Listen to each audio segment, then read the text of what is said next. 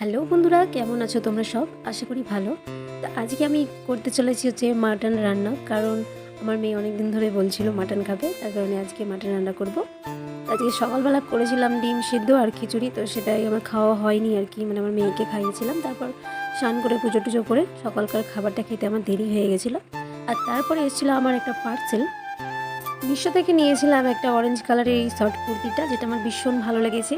আর এই যে আমি পরে দেখিয়ে দিলাম, যখনই আমার কোনো পার্সেল আসে তখনই তো ওটা আমি পরে দেখি আগে, মানে ঠিকঠাক হচ্ছে কি না। তো মাংসগুলো তো অনেক কাঠে টুকরো লেগেছিলো, এই যে আটগুলো ছিল, সে কারণে ভালো করে এগুলো ধুতে হবে। আর আমি চলে গেছিলাম কলপারে, এবার কল থেকে ধুয়ে নিয়ে আসলাম। এই যে, আর এখানে ভাত রান্না হচ্ছে।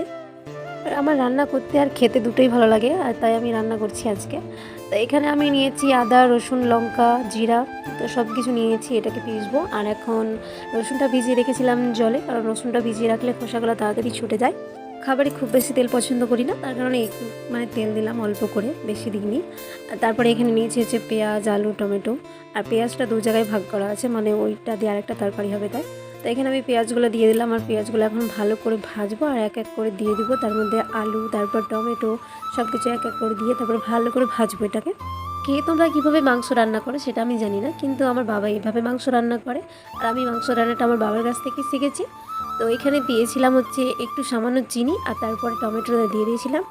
আর টমেটো দেওয়ার পরে ভাজলাম একটু হালকা করে। তারপরে এখানে ছিল মশলাতে আমি দিয়ে দিয়েছিলাম হলুদ গুঁড়া, ধনা গুঁড়া, আর তারপরে একটু মিট মশলা দিয়ে দিয়েছিলাম। আর একটু জল দিয়ে মশলাটা ভালোভাবে কষিয়ে নিয়েছিলাম। আর তার সাথে একটু পরে দিয়ে দিয়েছিলাম টক দই। টক দই দিলে নাকি রান্নাটা আরও ভালো হয়, তো সেই কারণে আমি 100 গ্রাম মতো টক দই দিয়ে দিয়েছিলাম এখানে। আর টক দই দিয়ে খুব ভালো করে আবারও কষিয়ে নিয়েছিলাম। তারপরে একটু জল দিয়ে দিয়েছিলাম। জল দিয়ে আবারও ভালো করে মশলাটা খুব ভালো মতো করে কষিয়ে নিয়েছিলাম।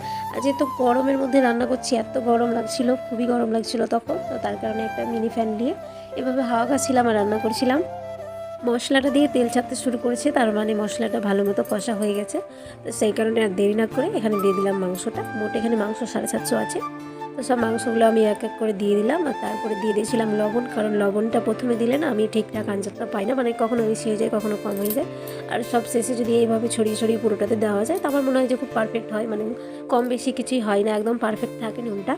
তো সেই কারণে আমি পরে দিয়ে এইভাবে তারপরে ঢাকা দিয়ে দিলাম। আর ঢাকা দেওয়ার পরে একটু সিদ্ধ হতে দিয়েছিলাম। আর তারপরে এইভাবে জল বেরিয়ে গেছিলো, ঢাকাটা তুলে দেখলাম, তারপর নাড়াচাড়া করে আবার একটু জল দিয়ে ঢাকা দিয়ে দিয়েছিলাম। বাবা যখন বাজারে গিয়েছিল ঠিক তখনই আমি একটা মশলা বানিয়েছিলাম। তো সেই মশলাতে দিয়েছিলাম লং, দারচিনি, এলাচ, তেজপাতা, শুকনা লঙ্কা, গোলমরিচ,